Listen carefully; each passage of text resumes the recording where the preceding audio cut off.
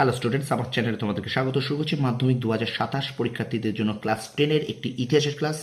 ইতিহাসের MCQ class করছিলাম। চতুর্থ অধ্যায় দেখো, চতুর্থ অধ্যায়ে যে তোমাদের আছে সংঘবদ্ধতার গোড়ার কথা, বৈশিষ্ট্য বিশ্লেষণ। তোমাদের কিন্তু এই চতুর্থ অধ্যায় থেকে কিন্তু তোমাদের এমসিকিউ আমি করাচ্ছিলাম, দুটি পর্ব আমি করিয়েছি। তো বেশ কয়েকদিন ধরে আমি ক্লাসটা একটু বন্ধ রেখেছিলাম, একটু মানে ভিডিওটা ঠিকঠাক মতো ভিডিও দিতেও পারছিলাম না সেই কারণে। তো আবার আজ থেকে কিন্তু ইতিহাসের ক্লাসটা তোমাদের জন্য শুরু করছি, ঠিক আছে? তোমাদের সেকেন্ড ইউনিট টেস্টে চতুর্থ, পঞ্চম এবং ষষ্ঠ অধ্যায় হবে, এবং তার জন্য যদি চতুর্থ অধ্যায় থেকে আমি কিন্তু তোমাদের টেক্সট বই খুঁটিয়ে পড়িয়ে দিয়েছি, এমনকি তোমাদের কিন্তু এবার এমসিকিউ ক্লাসগুলো করাচ্ছি, ঠিক আছে? তো একটা কথা মাথায় রেখো, শর্ট প্রশ্ন যে যত বেশি করে আসতে পারবে সে কিন্তু তত বেশি নাম্বার পাবে, ঠিক আছে? তো শর্ট প্রশ্ন মন দিয়ে করবে, ভালো করে করবে, ঠিক আছে? শর্ট প্রশ্ন যে যত করে আসতে পারবে সে তত বেশি নাম্বার পাবে। এই প্রশ্নগুলো শুধুমাত্র সেকেন্ড ইউনিট টেস্টের জন্য নয়, তোমাদের কিন্তু স্কুলের টেস্ট পরীক্ষা এবং ফাইনাল পরীক্ষার জন্য কিন্তু ভীষণ ভীষণ গুরুত্বপূর্ণ। আর একটা কথা, শর্ট প্রশ্ন বারবার রিভিশন দেবে।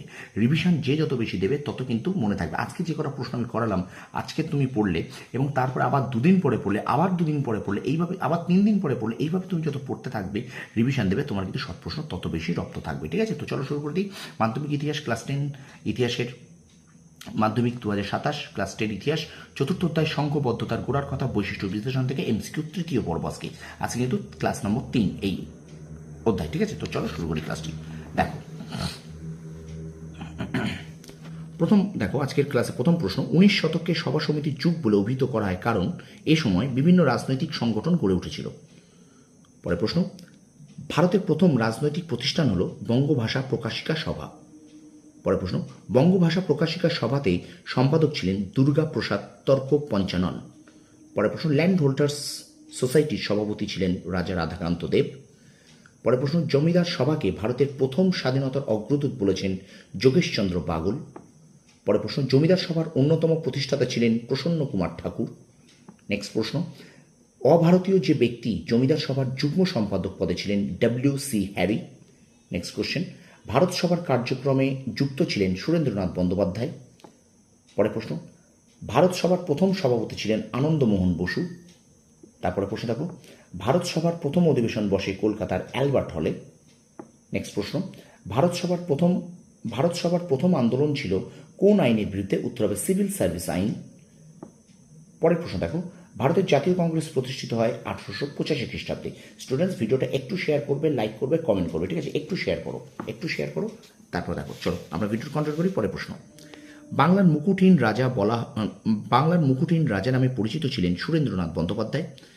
পরের প্রশ্ন, ইলবার্ট বিলের পক্ষে আন্দোলন গড়ে তোলে ভারত সভা। পরের প্রশ্ন, রাষ্ট্রগুরু নামে পরিচিত ছিলেন সুরেন্দ্রনাথ বন্দ্যোপাধ্যায়। পরের প্রশ্ন, সারেন্ডার নট বলা হতো সুরেন্দ্রনাথ বন্দ্যোপাধ্যায়কে। পরের প্রশ্ন দেখো, ভারতবর্ষের সংগঠিত রাজনৈতিক আন্দোলনের জনক হলেন সুরেন্দ্রনাথ বন্দ্যোপাধ্যায়। নেক্সট প্রশ্ন, অস্ত্র আইন প্রত্যাহার করেন লর্ড রিপন। নেক্সট কোশ্চেন, কবে দেশীয় ভাষা সংবাদপত্র আইন 1878 খ্রিস্টাব্দে প্রত্যাহৃত হয়? এটা হবে 1881 খ্রিস্টাব্দে।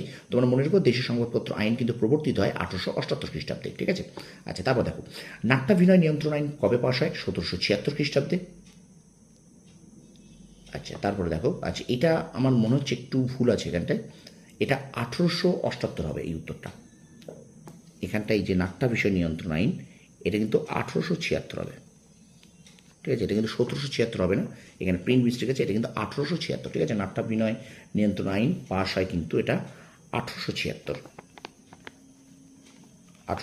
ঠিক আছে? পরের প্রশ্ন দেখো, ডিফেন্স অ্যাসোসিয়েশন গঠন করেন ব্রানসন। পরের প্রশ্ন, হিন্দু মেলার সম্পাদক ছিলেন গণেন্দ্রনাথ ঠাকুর।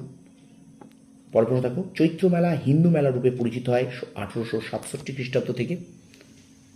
পরের প্রশ্ন, হিন্দু মেলার ভাবাদর্শে সরোজিনী নাটক রচনা করেন যতীন্দ্রনাথ ঠাকুর।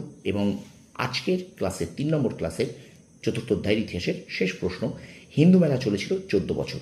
তো ভিডিওটা ভালো লাগলে অবশ্যই লাইক করবে, কমেন্ট করবে, শেয়ার করবে বন্ধুদের মাঝে। আর বারবার বলছি, শর্ট প্রশ্নগুলোকে শুধু 1-2 দিন পড়লে কিন্তু হবে না, তোমরা যে যত বেশি শর্ট প্রশ্ন রিভিশন দেবে তার কিন্তু তত বেশি শর্ট প্রশ্ন রপ্ত হবে, ঠিক আছে? তো অবশ্যই কিন্তু ভিডিওটা লাইক করো, কমেন্ট করো, আর আমার চ্যানেল যদি নতুন হয়ে থাকে অবশ্যই চ্যানেলটা সাবস্ক্রাইব করো, পাশে থাকা বেল আইকনটা প্রেস করে তোমরা তোমাদের সাফল্য কামনা করি। ধন্যবাদ।